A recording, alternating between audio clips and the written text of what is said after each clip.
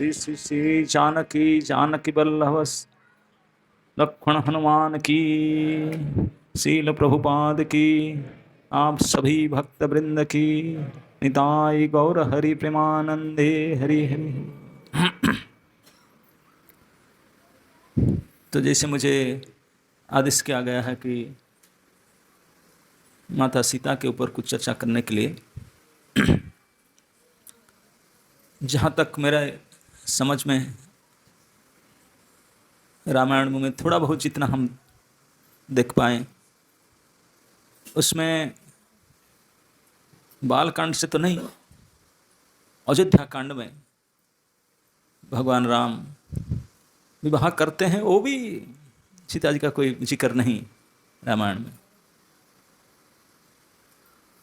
विवाह करके वापस आए तभी भी नहीं पता, कोई खास नहीं। राम है, बाकी सब विवाह सीता जी के जनक नंदिनी के रूप में थोड़ा है ऐसे, लेकिन कोई खास नहीं उनके गुणगारी में। आ करके रहे, वर्षों रहे अयोध्या में, तभी नहीं। जब भगवान राम के युवराज पद पर राज्याभिषेक करने के लिए डिसीजन हुआ, महाराज दशरथ मंत्री मंडल में, सभा में ये बात को पास किए और डेट फाइनल हो गया कि काल होना है। पुष्य नक्षत्र है, बृहस्पति लग्न है, और इस शुभ तिथि में श्री राम को युवराज पत्र अभिषिक्त किया जाएगा, आयोजन करने लगा। और कुलगुरु वशिष्ठ आकर के कनक भवन में, तब सीता जी की जिक्र आता है, सीताराम के पास गुरु वशिष्ठ आए, आकर उनको बोले कि कल आपका अभिषेक आदि उत्सव होने वाला है, तो आप आज से फास्टिंग रखना है, व्रत धारण करना है, कुछ नियम बता कर गए। और इतनी खुशखबर था, पूरे देश में वाइल्ड फायर की तरह फैल गया।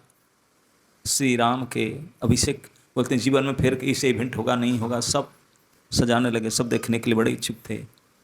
महाराज दशरथ अपने सारे नियर एंड डियर को खुद मैसेज किए, मेल भेजे, अपने 3 रानी थे सबको, लेकिन कैकेयी को नहीं बताए, किंकु बोले कि मैं उनको मैसेज नहीं भेजूंगा, मैं पर्सनली उनके घर में जाने वाला हूँ, उनको बताऊंगा, तो इसलिए नहीं भेजे थे।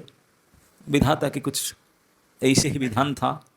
वो अच्छे मन से सोचे थे कि मैं व्यक्तिगत रूप से बताऊंगा, इतनी अच्छी खबर क्या मैसेज भेजूं, लेकिन मंथरा ने उसी को लेकर के उनके दोनों के बीच में, आप जानते हैं जो हुआ।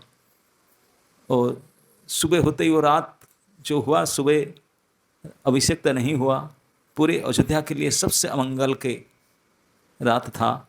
उस सूर्य क्यों उदय हुआ, सब अयोध्यावासी गाली दे रहे थे, भगवान सूर्य क्यों उदय हुआ, आपके कुल में इतनी बड़ी अमंगल हो रहा। जो भी हो, भगवान राम महल छोड़ करके वन जाने के लिए तैयार हुए। जब सुबह सुबह रात भर रोना धोना, जो भी गाली गुलज, कैकेयी भवन में कैकेयी नहीं रही, कुप भवन में थी, जो चला दशरथ महाराज का बड़े मनमत अवस्था में। सुबह सुबह सुमंत को बुला करके राम बोले कि बुलाओ, राम को बुला के लेकर आओ। भगवान राम आए, राम को देख करके वो कुछ बोलने के स्थिति में नहीं थे। दशरथ महाराज बोल नहीं पाते थे, कैकेयी नहीं बोली कि यही बोलना था, बोल नहीं पा रहे। राम बोले, मम्मा अगर आपको बोलना था पिताजी को इतने कष्ट क्यों थे, आप भी मुझे बोल देते, मैं आपकी बात का मान्य नहीं करता, मैं चला जाता, उसमें कौन सा बड़ी बात। तो जो भी हो, भगवान राम स्वीकार कर लिए प्रपोजल। दशरथ महाराज इस स्थिति में नहीं थे कि उनको आदेश दें, कि वो तो रोते रोते मौन रहे। तो राम ने स्वीकार कर लिया, बोले पिताजी आप चिंता मत करिए, मैं आपके आदेश को पालन करने के लिए जा रहा हूँ। तो यहाँ से निकल करके सीधा माँ कौशल्या के भवन में गए। माता कौशल्या ने प्रसन्नता के मारे उस दिन सुबह से ब्रह्म मुहूर्त से पूरे उनके भवन में बहुत बड़े भोज भात भंडारा, बड़े बड़े ब्राह्मण को बुला करके, तपस्वी ब्राह्मण, दान दक्षिणा भंडारा खूब चल रहा था उत्सव। अभिषेक से पहले जितने पुण्य कर्म करना है, दान दक्षिणा सब कर लूँ, आज मेरा बेटा के अभिषेक होगा। सबसे पहले उसी भवन में गए। माँ इतने खुशी में था, उनको जा करके जब उनको पता चला, मैसेज दिए, उनके भवन में गए, बैठे नहीं आसन में, माँ ने आसन दिया, बोले नहीं मैं वनवासी हो चुका हूँ, मैं बैठ नहीं सकता आसन में। उनको जो पता चला माँ कौशल्या को, अब वज्रपात की तरह इतनी दुख हुआ, इतनी दुख हुआ, विलाप करने लगी। लेकिन भगवान राम ही है, वो किसी भी विषम परिस्थिति में कैसे हैंडल करना है इसी में दक्ष थे। इस स्थिति में भी, इतने सुखद स्थिति में इतने दुखद मैसेज को देख करके उनको समझा भी दिए, माँ को समझा दिए, छाती में पत्थर रख कर माँ ने समझा क्या कर, तो उनको समझा कर हैंडल करके घर में आए। कनक भवन में सीता जी वेट कर रही थी, क्योंकि शाम से फास्टिंग की थी, आज अभिषेक होगा। वो वेट कर रही थी कि प्रभु आएंगे, मंगल वाद्य बजेगा, लोग चलेंगे, सोने के रथ सजा कर रखा गया है, इससे होगा ये होगा। तो तभी जिक्र आता है रामायण में प्रथम बार, विशेष करके सीता जी का, जब श्री भगवान राम ने सीता जी से विदाई लेने के लिए वनगमन से पहले आते हैं कि यहाँ तो ले लिया, अभी माँ से तो मिल लिया, अभी सीता को बोलकर जाना अच्छा है, तो उनको कुछ बता करके जाएंगे। तो जब भवन में जाते हैं, सीता जी देखी कि श्री राम आ रहे हैं। आते समय में उनका जो मुख विकार था, जिस प्रकार के उनके व्यवहार, जिस प्रकार मुख था, कुछ चिंता में थे, उनको लज्जा लगता था, वो कैसे बताऊं। सीता अभी सारे सजावट करके, मंगल द्रव्य इकट्ठा करके, फास्टिंग करके सब रेडी करके बैठी है, अभिषेक सामग्री, अभिषेक के समय हो रहा है, स्नान टान कर रेडी, अभी मैं जाकर ये बात बताऊं, कैसे बताऊं। राम को बड़ा शर्म लग रहा था, लज्जा के नाते मुख नीचे करके, जैसे भी भवन में जो प्रवेश किए, कोई सुख नहीं, कोई प्रसन्नता नहीं। सीता जी भगवान राम को देख करके, उनके मुख को, उनके शरीर को देख के समझ गए कुछ तो गड़बड़ है। जो सती पतिव्रता पत्नी होते हैं, वो पति को बोलना इतना ज़रूरत नहीं, वो देख कर समझ रहे कुछ क्या गड़बड़ है। वो समझ गई, बड़े विचलित होने लगे, ये क्या, ऐसा क्यों हो रहा है, आज तो ये सब होना चाहिए था, ये ऐसे क्यों देख रहे। तो आ करके व्यथित होकर पूछने लगी, ये सब होना था, ये क्यों नहीं हुआ, ये क्या, आपके मुख से मान दिखाई पड़ रहा है, आप चिंतित लग रहे हैं, क्या बात है। आज तो अभिषेक के दिन है, यही मुहूर्त निश्चित किया गया था, ऐसा की। तो राम जो भी है सत्य संध है, सत्य संकल्प है, सच बोलते हैं, और ऐसे बोलते हैं पैलेटेबल वे में। तो राम बोले कि सीता ऐसी कोई बात नहीं, ऐसा की बात है कि पिताजी का कुछ कंडीशन था कैके माँ के साथ, और उन्होंने ऐसे हुआ, तो मुझे बन जाने के लिए आदेश हो गया, राजा तो भैया भरत बनेंगे। मैं तैयार होकर आया हूँ, वहाँ से आदेश ले चुका हूँ, ऑलरेडी रेडी हो चुका हूँ, माँ से परमिशन ले लिया, जस्ट आपसे बात करने की, मैं अभी रास्ता पर हूँ, जंगल जाऊँगा, तो इसलिए मैं उससे आपसे मिलने आया हूँ। तो मैं जाने के बाद में आपको किसी किसी रहने क्या करना है आपसे बताने के लिए। सीता सुन करके सन्न हो गई दुख में, अच्छा इतने बड़े परिवर्तन हो गया। अब सुन नहीं, राम ने उनको बोलने के लिए चांस नहीं, बोलने लगे, तुझे ऐसा करना है, मैं जब चले जाऊँगा भरत आएंगे, आप भरत के साथ एडजस्ट करके रहना होगा, उनके सामने मेरा बड़ाई नहीं करना। कोई समृद्धिशाली व्यक्ति के सामने दूसरे की बड़ाई करने से उनको सहन नहीं होता, नीति सिखाते हैं भगवान राम। और भरत शत्रुघ्न मेरे प्राणों से प्रिय हैं, उनके साथ अब दुर्व्यवहार नहीं करना, रहना वो करना। मैं अभी होकर आया पिता के यहाँ, बड़े दुखी है, पता नहीं मेरे बिना कैसे एडजस्ट करेंगे, उनको आपकी सेवा की बहुत ज़रूर है। माँ से मिलकर आया, वो भी बहुत वृद्धा है, अवस्था है उनका, और आपकी सेवा की बहुत ही सख्त ज़रूरी है। और अब सभी के लिए लक्ष्मण, आपको घर में सीनियर हो, सीनियर मैं एक बड़े बेटा हूँ, आप बड़े बहू हो, आपके घर के ये कार्य करना है, ये सब ड्यूटी है, कर्तव्य है, सब सिखाने लगे और करने लगे, पूरा बताने लगे कि मैं जाने के बाद क्या क्या करना है। और यहाँ तक भी बता दिए, अगर फिर भी मैं तो सब बताया, एडजस्ट करके रहना, मैं 14 साल में आऊँगा, अगर आपको फिर भी दिक्कत होगा, क्योंकि आप राजकुमारी हो, जनक दुलाली हो, यहाँ से बड़े लाड प्यार से जनक भवन में पल कर आई हो, अगर अब फिर भी दिक्कत होता है यहाँ पे रहने में, कुछ ही होता है, तो यहाँ कोई ऑब्जेक्शन को आंदोलन ना करना, कुछ दिन के लिए आप मायके जा सकते हो, जनकपुर जा सकते हो, मैं आ नहीं सकता, यहाँ तक ही बता दे। ये सब पूरे अध्याय राम जी के उपदेश सुनने के बाद में सीता जी नीरव होकर सुन रही थी। सुनने के बाद हाथ जोड़ के प्रार्थना की, बोले प्रभु आपको जो बताना था बता दिए, मेरे भी कुछ सुनेंगे या नहीं? मैं भी आपका धर्मपत्नी हूँ, मैं कुछ कहना चाहती हूँ, क्या मेरे से कुछ सुनना चाहेंगे? राम बोले अवश्य, क्यों नहीं, मैं इसीलिए तो आया आपके पास, नहीं तो मैं आपको सुनना नहीं होता मैं आता क्यों आपके पास, मैसेज भेज दिया होता, मैं सुनने के लिए तो आया, बोलिए। अब सीता जी ने जब बोलना शुरू की, भगवान निरुत्तर हो गए, भगवान के मुंह से जवाब नहीं निकला, किसी प्रकार से, और बोल नहीं सके कि नहीं जाए। सीता जी ने बोले प्रभु आप मेरे पति हैं, मेरा कर्तव्य है, मेरा धर्म है आपकी सेवा करना, आपका आज्ञा पालन करना, और आप मुझे आदेश कर रहे हैं कि सास ससुर देवर जेठ और बाकियों का घर परिवार का देखभाल करना है। लेकिन आप तो पति के रूप में बताते हैं, आपको ये भी ज्ञान है कि एक पतिव्रता नारी जो धर्म बताए, तो पतिव्रता स्त्री का धर्म तभी शुरू होता है जब पति रहते हैं तब। पति नहीं रहे तो फिर सास ससुर है का, देवर जेठ होते का, ये सब पति को लेकर तो होते हैं। मैं आपको पति के रूप में स्वीकार किया तभी तो वे सास बने, ससुर बने, देवर बने, वो बने, वो हैं। अब आप ही नहीं रहेंगे तो फिर दूसरे का एग्जिस्टेंस कैसे है, आप कैसे कह सकते हैं? हम साधारण दुनिया के आजकल के जो नियम के अनुसार, आप लोग अच्छी तरह से जानते होंगे, बहुत विवाह लव मैरिज करते हैं ना, कोर्ट मैरिज। कोर्ट मैरिज में आप जो संबंधी होते हैं, father in law, mother in law, brother in law, sister in law, कभी भी वाइफ इन लॉ होता है? लॉ में किसको एक्सेप्ट करते हैं? वाइफ ही जारी करते, उसी को एक्सेप्ट, लेकिन वो लॉ में नहीं आएगी। जो नहीं है वही लॉ में आएंगे।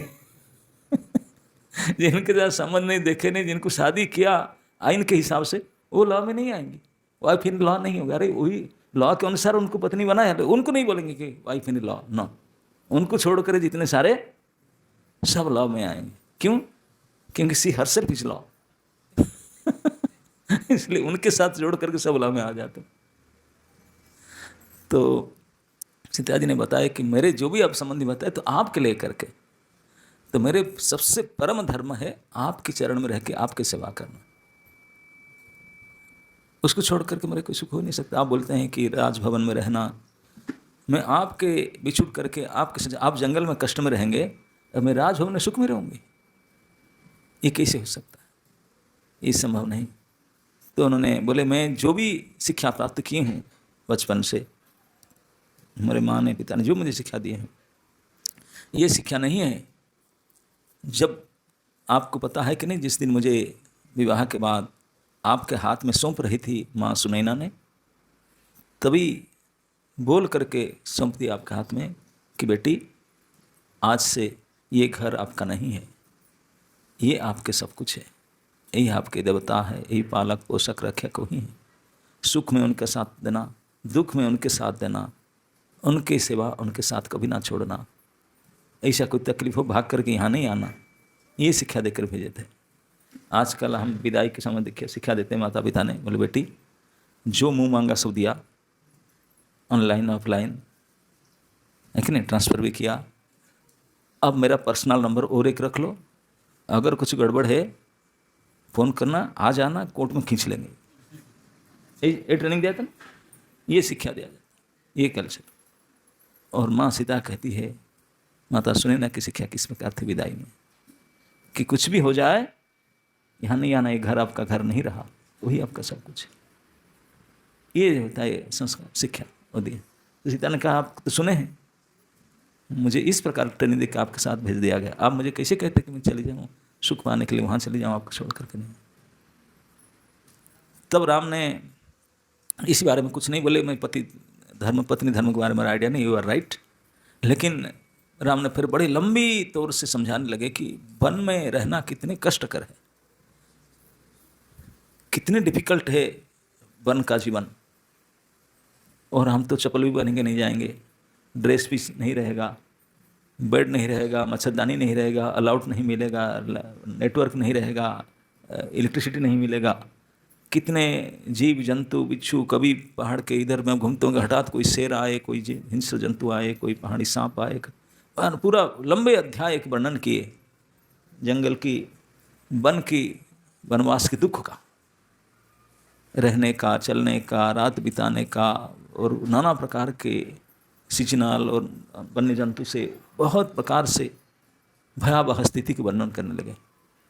और वही आशा कर रहे थे इसको सुन करके सीता ने समझ जाएगी, डर जाएगी, बोले ओके ओके ओके, वो इतनी डिफिकल्ट है, सो प्रॉब्लमेटिक डिफिकल्ट, तो ठीक है। फिर हम यही आशा करके बहुत एलाबोरेटली वन की दुख को वर्णन किए थे। सारे दुख को सुन करके सीता जी ने बोले प्रभु, अब तक मैंने जब से आपको स्वीकार किया हूँ, मन से, स्वप्न से भी और किसी के प्रति मैं सोचा भी नहीं। मेरा मन आप में ही है और उसी में मुझे सुख प्राप्त होता है। आपको छोड़कर तो सुख नहीं हो सकता। आप मुझे जो आदेश दे रहे हैं ये सब करने के लिए, आपका आज्ञा में सिरधार्य के पालन तो करना चाहूँगी, लेकिन आपके बिना ये शरीर रहेगा तभी कर पाएगा ना। आप नहीं रहेंगे मैं प्राण धारण नहीं कर पाऊंगी, मैं जी नहीं रह सकता। और मैं रहूँगा ही नहीं तो आपके आदेश पालन कौन करेगा? सास ससुर खाते की सेवा कौन करा, वो रहेगा नहीं। तो इसलिए मुझे इस प्रकार के आदेश मत दीजिए। जहाँ तक आप वन में नाना प्रकार की विपत्ति, इतने प्रकार के कष्टों का वर्णन कर रहे हैं, ये कष्ट मेरे लिए कोई कष्ट नहीं है, इससे कोटि गुना कष्ट है भाई आपसे अलग रह करके राजभवन में रहूं। आप कष्ट में रहेंगे, मैं राजभवन के सुख सज्जा पर बैठूं, ये सोचने मात्र से मेरा छाती फट रहा है। ये मेरे से विषम कष्ट है। उसके सामने जो कष्ट आपने मैंने वर्णन किए वो कष्ट तो कुछ भी नहीं है। जब आप साथ में रहेंगे ये कोई कष्ट है? ये कोई कष्ट ही नहीं है। और आपसे हट करके जैसे कोई जलचर प्राणी हो, मछली आदि, तो उनको पानी से हटा दो और ला करके बढ़िया से एसी रूम में बैठा दो, रख दो, और सुखी होंगे क्या? नहीं।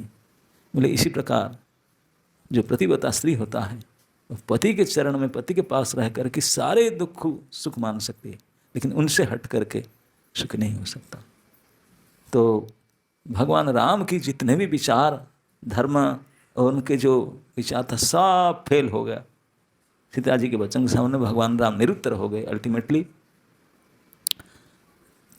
3 से 4 अध्याय डिस्कशन होता है श्री राम और सीता जी का।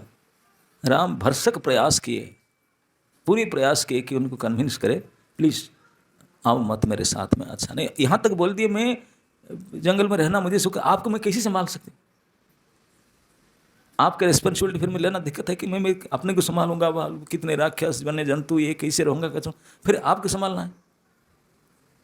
इस बात के उत्तर ने सीता जी ने कहे, आप मुझे संभालने का जरूरत नहीं, मैं अपने आप संभाल लूँगा आपके साथ रह करके, आपको संभालना जरूरत नहीं। यहाँ तक सीता जी ने कही कि मेरे पिताजी आपको दिए थे, ये नहीं समझ रहे थे कि ये पुरुष प्रवर है, ये पत्नी को संभाल नहीं सकता। आप अभी इसे समझ रहे हैं। भगवान बोले ओके सॉरी, मैं ऐसा नहीं, आई कैन हैंडल, मैं संभाल सकता हूँ, समर्थ हूँ, लेकिन आपको दुख होगा ना, मेरे दुख के लिए चिंता क्यों आपने? जो आप भोजन करेंगे, आप बोले आपको भोजन कराने वाला तो मैं ही हूँ। जो भी पत्रम पुष्पम फलम जो भी होगा, जो भी होगा, तो आपके साथ में रहना वही मेरे सुख है। सीता जी 3 बार वो कथन में ये बात कही, प्रभु आप मेरे लिए चिंतित हो कि मुझे कष्ट होगा। भगवान राम ने कहे कि तुम पली बड़ी है राजभवन में इतने सुख में, तो इतने कष्ट आप सह नहीं सकते। तो सीता जी ने बोले आप भी कौन सा पली बड़े हैं, अभी तो राजभवन में राजपुत्र है, मैं राजपुत्री हूँ, आप भी राजपुत्र है। बोले लेकिन मैं विश्वामित्र के साथ घुमा हूँ इतने दिन, मैं ट्रेनिंग लिया हूँ, इसलिए ब्रह्मचर्य ट्रेनिंग लिया हूँ, मैं हैंडल कर लूँगा। बोले मेरे ट्रेनिंग होगा? आप ट्रेनिंग कर लिए, मेरे ट्रेनिंग पूरा होगा, अभी शुरू होगा आपके साथ, यही कमांडो कोर्स है मेरा लिए। अगर उसको नहीं पूरा कर पाऊंगी तो मैं एक अच्छी पत्नी नहीं बन पाऊंगी। तो मुझे सुযোग दीजिए ये ट्रेनिंग पूरा करने के लिए। और जितने भी 3 बार ये बात को जिक्र करके बोली, आप चाहते हैं कि मुझे कष्ट होगा, मुझे आप साथ में लीजिए, मैं आगे चलूंगी, अग्रे गमिष्यामि, मैं आगे चलूंगी आपसे। आगे चलकर क्या करोगे? नमणयंती कुश कंकणाम, जो जंगल में कांटे और क्रूस आदि जो नोकीले पदार्थ हो जिससे आपको चुभता है, मैं आगे चल कर के मेरे पैर में उसको कुचल दूंगी ताकि आपको कष्ट नहीं होगा चलने में। मैं आगे चलूंगी और आपके लिए भूख लगेगा तो कुछ भी बना करके, बॉयल करके, जो भी हो फल मूल कंद मैं ही तैयार करके दूंगी। आप थक जाएंगे तो आपके पद सम्मान करूंगी, सारे आइटम करूंगी। इसे मुझे करना है, ये आपका नहीं है, मैं आगे रहूंगी। आप जो भी करना चाहते हैं इसको पूरा करने के लिए सर्वाग्रह में ही रहूंगी, मेरे बिना आपका काम पूरा नहीं हो सकता। सीता जी ने खोल कर बोली, no you can't complete your project without me. आप जो प्रोजेक्ट लेकर जा रहे हैं वो काम सभी ने, जो एडवांस पार्टी में नहीं रहूंगी, आप कर नहीं पाओ। तो प्रश्न उठता है 3 बार। उन्होंने बोली कि आपकी जो विपत्ति है उसको मैं मिटाऊंगी छोटी मोटी, और मैं आगे चलूंगी, आगे चलूंगी। लेकिन जब सचमुच भगवान राम फिर राजी होते हैं चलने के लिए, सीता जी तो आगे चलती तो है नहीं, बीच में चलती है। आगे राम चलते हैं, बीच में सीता, पीछे लक्ष्मण है कि नहीं, सीक्वेंस इसी में चलते। और सीता जी बार बार कहते मैं आगे चलूंगी, आगे चलूंगी। आप लोग को पता है कि नहीं, सचमुच आगे चली थी उन्होंने। कैसे? भगवान राम को बन जाने का कुछ शौक नहीं था, और बन जाने का उनका जो प्रोजेक्ट था, उनके जो आविर्भाव के समय में ये पता चलता है कि सारे देवताओं ने प्रार्थना करके आवाहन किए थे, तभी भगवान का प्राकट्य हुआ था राम के रूप में। रावण वध के लिए सबसे बड़े अमंगल वही था। राक्षस पूरे संसार के लिए चिंता के व्यापार बनना था। देवता लोग को डर करके भगवान प्रार्थना किए थे, तो भगवान ने देवताओं की प्रार्थना के ऊपर में बोले थे मैं प्रकट होऊंगा। और क्योंकि रावण ने वरदान मांगा था किसी से नहीं मरेगा, केवल मनुष्य से मर सकता, तो ब्रह्मा जी ने बोले मुझे एक ही प्रकार के जो मनुष्य रूप से मर सकता, मनुष्य मार नहीं सकता, प्रभु अगर मनुष्य रूप में आएंगे तब आपको मार सकते हैं। तो आप मनुष्य रूप में अवतरण हुए हैं इसी प्रोजेक्ट के लिए, रावण को नाश करने के लिए, देवकर्म करने के लिए आए हैं, बाकी आपका ये सब काम नहीं है। तो ये काम आपका पूरा नहीं होगा जब मुझे साथ में नहीं लेंगे।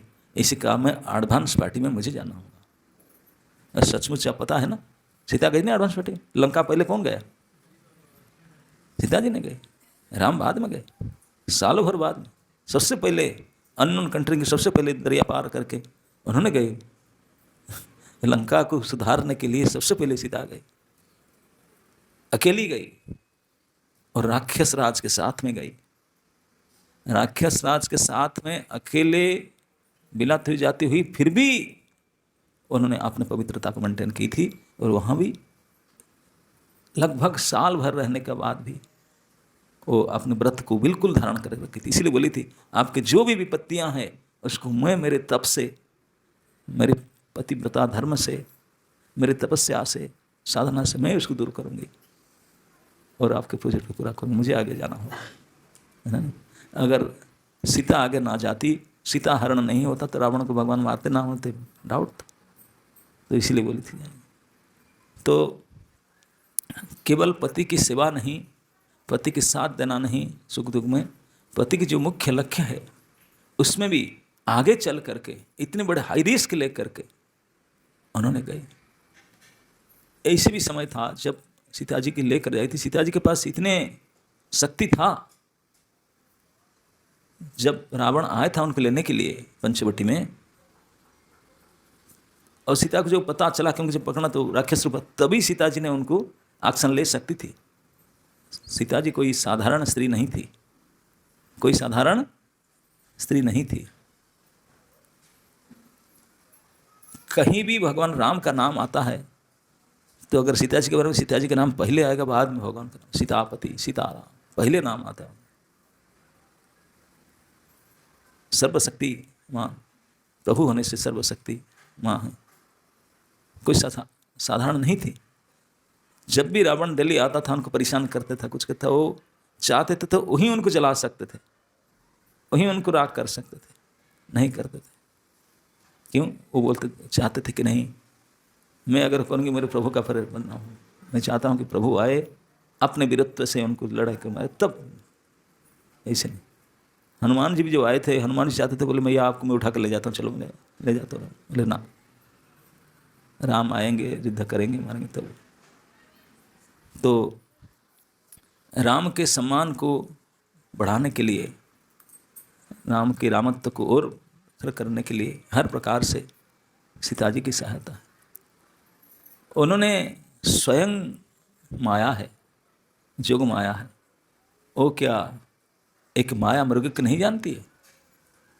माया स्वयं है माया देवी। मरीच माया मृग बनकर के आया, गोल्डन डियर, कोई हिरन सोने का नहीं होता, लेकिन उनको कैसे बिलीव किए, राम को रिक्वेस्ट किया, और राम भी कैसे मान गए। लक्ष्मण मना ही कर रहे थे, बोले असुर है, फिर भी राम ने डांटते, बोले क्योंकि ये सब प्लानिंग था, सब जानते थे। सीता जी ने इतने समय तक रहे रावण के राज्य में, अशोक वाटिका में अकेली, और जो भयंकर तप आप पढ़ेंगे सुंदरकांड में, हनुमान जी जाकर देख करके आए कैसे कठिन तपस्यामय जीवन में, दुखमय जीवन में कंटिन्यूअस रोते थे दिन रात, ना खाते थे, ना पीते थे, ना नहाते थे, ना सोते थे, कुछ नहीं, केवल रोते थे रामचिंतन में।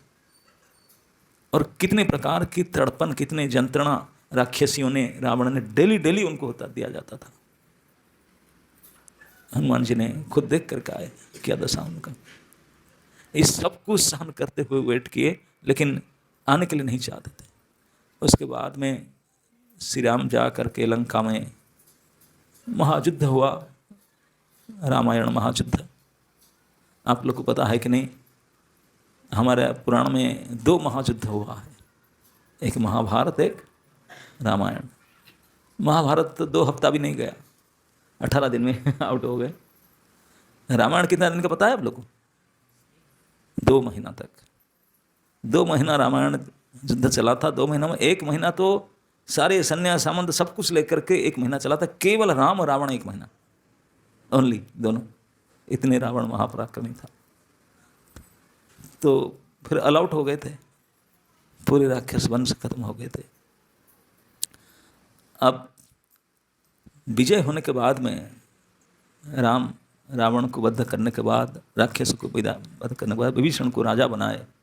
राजा बनाए तो सब खुशी होने लगे, बानर सेना थे सब खुशी होने लगे।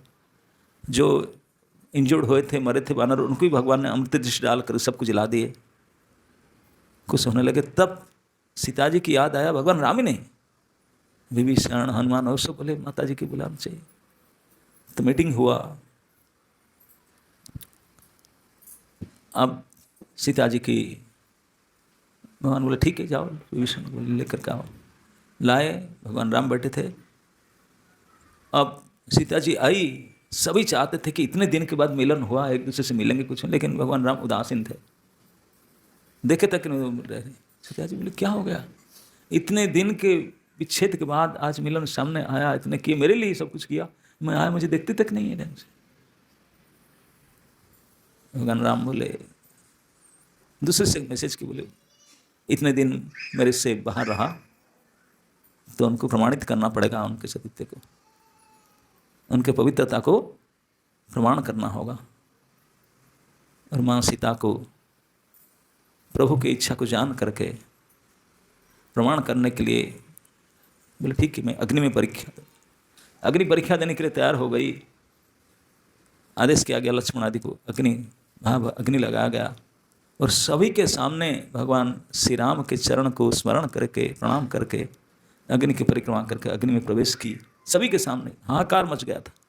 अग्नि में दधकती हुई, जलती हुई आग में प्रवेश करके और फिर वापस आई, कुछ भी नहीं हुआ उनका। तो आकाश से पुष्पवृष्टि होने लगा, सब तो फिर तो कहने का ही नहीं, इतनी बड़ी प्रूव कोई सोच नहीं सकता, ऐसे प्रूव क्लीन बिल्कुल। तो भगवान स्वीकार किए, अपने साथ पुष्पक विमान में लेकर के आए। ये सार्वजनिक रूप से publicly she enter into fire and fruit his purity, her purity. तो इसके बाद में यहाँ रहने के बाद अयोध्या में अब भगवान राम आदर्श राजा थे। अब यही है आइडियल का। कोई थोड़ा सा इधर उधर बोल दिया उसको भी ऐसे नहीं करेंगे, नहीं ऐसे चलेगा, नहीं नहीं। धोबी ने कुछ बोल दिया है कि नहीं, मैं राम का दाड़ा थोड़ी ना हूं, तुझे घर में रख लूँ, कहाँ से घूम कर आ गया, अरे तू राम की तरह नहीं है, तू सीता की तरह तो अभी नहीं। तो वो अग्नि परीक्षा देख रहा है सबके सामने, लेकिन फिर भी भगवान राम अग्नि परीक्षा दे करके सबके सामने आई थी।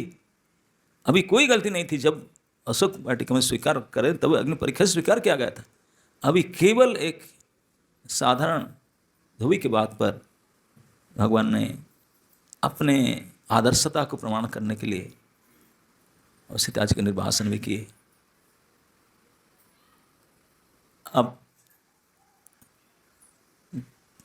जब ही सीता जी गर्भवती थी, इस अवस्था में उनको राजभवन से बिना बताए कि उनको निकाला, ये भी नहीं बता के नोटिफिकेशन सर्टिफिकेट नहीं किया। लक्ष्मण बोले बिना चुप से लेकर जाओ, छोड़कर। लक्ष्मण ने छोड़कर थे, बड़े उनके भी लिए बहुत बड़ा दुख था। लेकिन किससे खबर मैसेज पर आकर के ऋषि वाल्मीकि ने उनको अपने आश्रम में रखे। वाल्मीकि आश्रम में रही अकेली। अब आजकल तो डिलीवरी वार्ड में सब कोई बच्चे आज घर में पैदा तो होते नहीं। आजकल किसी का भी बर्थ प्लेस हॉस्पिटल ही होगा, घर होता नहीं। हर्ष को इसलिए बर्थ प्लेस बताओ, और हॉस्पिटल ही है, और क्या है। घर में कोई किसी का पैदा होता ही नहीं, नॉट पॉसिबल घर में कोई पैदा होते हैं। सीता देवी की दो संतान हुए जंगल में, हॉस्पिटल नहीं था, ऋषि आश्रम में। पति नहीं थे, सास नहीं थे, देवर नहीं थे, कोई नहीं थे। राजरानी थी, राजकुमारी थी, सब कुछ थी। पति अभी भी राजा थे आश्रम, लेकिन फिर भी जंगल में अकेली संतान पैदा हुए। फिर भी अपनी तपस्या, अपने धर्म में, आश्रम में रही, वन में संतान को पालन लालन की, जंगल में। वाल्मीकि से रामचरित्र की शिक्षा प्राप्त किए लवकुश। अंत में भगवान राम के राज्यकाल में ये वर्णन आता है कि एक समय जब वो बालक अवस्था में आ गए थे, लवकुश जो रामायण गान कर रहे थे, उसको सुन करके नगरवासी बड़े मोहित हो रहे थे। तो बोले एक प्रोग्राम एक बार राजभवन में करना चाहिए। तो यहाँ हास्योगान के लिए इन्वाइट किया गया उनको, और 2 गायक आए राज दरबार में प्रोग्राम करने के लिए। दरबार में प्रोग्राम हुआ, किसी को नहीं पता था कौन है दोनों बालक। अब जब प्रोग्राम हुआ, प्रोग्राम में तो और कुछ करने थे, फुल प्रोग्राम वहाँ रामचरित। उनको वाल्मीकि जी ने ही ट्रेनिंग देते, राम के चरित्र राम ही बैठ कर देख रहे थे। बोली तो मेरा ही है। माताओं ने देख रहे थे, राम देख रहे थे, लक्ष्मण शत्रुघ्न भरत सब देख रहे थे। बोले तो अपना ही है। वाल्मीकि ऋषि की बुलाया गया, वाल्मीकि ऋषि सब आए थे, भीड़ था। सीता जी भी आई थी, वाल्मीकि ऋषि साथ में लेकर आए थे। जब प्रूव हो गया कि ये दोनों बालक और कोई नहीं है, ये सीतापति राम के पुत्र हैं, जो राम के चरित्र गान करते हैं, सीता ही हैं। तो सब लोग व्याकुल हो गए, अयोध्यावासी, अवधवासी। प्रभु जगत जननी माँ सीता को स्वीकार कीजिए, गलती हो गया, जो हो गया उनको स्वीकार कीजिए, स्वीकार कीजिए। अब इतने भगवान राम व्याकुल थे, सभी लोग व्याकुल थे, देशवासी व्याकुल थे, माता सब चाहते थे। अब जो प्रमाणित हो गया कि सीता है आश्रम में, वाल्मीकि आश्रम में, वाल्मीकि के साथ में आई हुई है, और उनके 2 बेटे हैं, ऋषि कुमार, ऋषि कुल में जन्म होकर के इतने गुणवान है, रूपवान है ऐसे कि। तो उनको, तो भगवान राम को प्रस्ताव आया कि माता जी आई है, उनको रानी निवास में अभी बुलाना चाहिए। अब हो गया जितना दिन होता पूर्व। राम ने तो खबर भेजे, बोले वाल्मीकि जाकर बोलो कि सीता को बताएं कि और एक बार उनको प्रमाणित करना होगा, और एक बार परीक्षा देना होगा। भरी राजसभा में सीता जी को साथ में लेकर के महर्षि वाल्मीकि आए। आकर के साउंड सिस्टम हाथ में लेकर के बोलने लगे कि मैंने आजीवन जो तप जप रप नियम ब्रह्मचर्य आदि किया हूँ, इस सबको दाव में लगाकर घोषणा करता हूँ कि ये देवी सीता पूर्ण पवित्र है, आग से भी ज़्यादा पवित्र है। सब कुछ मैं घोषणा करता हूँ। बाकी ऋषि मुनि जितने थे, ऋषि कुल में जितने भी असिस्टेंट ऋषि थे, सभी ने उद्घोष करके बोले। ऊपर से देवताओं के वाणी आया, लेकिन भगवान राम उदास थे। बोले नहीं, मेरे देश के देशवासी फिर मुझे बोलेंगे अरे इतने दिन रहा आश्रम, फिर उसको इसी ले लेगा, तो एक बार और परीक्षा देना। ऋषि आश्रम से भी, ये तो राक्षस लंका में थे, चलो एग्जाम देकर का है, यहाँ तो वाल्मीकि ऋषि के आश्रम में थे, तो ऐसा नहीं था। तब फिर भी सीता जी सब सहन करके फिर भी पति के बात पर आपत्ति नहीं की। जीवन पर्यंत पति सेवा, पति धर्म, सारे दुख सब को उठाने पर भी अंततः सभी के सामने फिर अब अग्नि तो था नहीं, राजसभा में आग कैसे लगाएगी। सबके सामने आकर के बोली ठीक है, आप चाहते हैं अब मैं आग नहीं लगा सकती, आप सुन लीजिए मेरी पवित्रता, अगर मैं सच्ची हूँ तो हे माँ धरती आप मुझे स्वीकार कर लो। सबके सामने धरती में दरार होता है और वो प्रवेश कर जाती धरती के अंदर, सभी के सामने। तो भगवती माँ सीता की चरित्र है, इतने पवित्र चरित्र। एक बार तो अग्नि प्रवेश, दूसरी बार धरती में प्रवेश, और पूरे जीवन में देखिए कितने तप, कितने दुख, कितने सहनशीलता, कितने धैर्य। इससे पता चलता है कि एक महान स्त्री होने के नाते, कि महान पतिव्रता आदर्श भगवती भगवान राम की स्त्री होने के नाते क्या क्या त्याग तप और साधना धैर्य आदि करना पड़ता है। और ये केवल इस काम में सीता ही थी जो कर पाई और अंत तक पूरा की। तो इसलिए भगवान के आगे उनका नाम चलता है, सीतापति रामचंद्र जी के। तो सीता देवी जितने महानता भगवान राम का है, माँ सीता की महानता कुछ उसमें कम नहीं है, उससे कम नहीं है। और जैसे मैंने आपको बताया, और सीता जी ने खुद बताई थी कि भगवान की जो अवतार का मुख्य उद्देश्य था, इस उद्देश्य को पूरा कराने वाली काम में एडवांस पार्टी में भी सीता जी रही। शिवाजी ने एडवांस पार्टी वही करके गए, पूरा लंका विनाश, रावण निधन, असुर विनाश, जो भी इस काम में भी आ गए, और जो भी सम्मान जो भी कुछ है उस सब में आ गए। तो ऐसे धरती में आकर के एक पत्नी के रूप में सीता जी प्रूव करती है, एक स्त्री को सर्वसहा होना चाहिए। क्या होना चाहिए? सर्वसहा। पृथ्वी के एक नाम है सर्वसहा, सब कुछ सहती है कि नहीं। आप उसको खोदो, गाड़ खोदो, उसमें घर बनाओ, माइनिंग करो, कुछ भी करो, डू एनीथिंग, सब सहती है। तो ये है आदर्श माता के जीवन, सर्वसहा। तो ये सीता जी के जीवन चरित्र में देखते हैं, कितनी बड़ी उच्च कुल की थी। जन्म हुई थी जनक नंदिनी, जनक की दुलाली के रूप में, शादी की, दशरथ की बहू हुई, चक्रवर्ती सम्राट, श्री राम की पत्नी। ये सब होते हुए भी उनके जैसे दुख का और परीक्षा का सामना कोई अभी तक सोचा, कोई स्त्री अभी तक हिस्ट्री में पढ़ा ना, पुराण में इतना किया।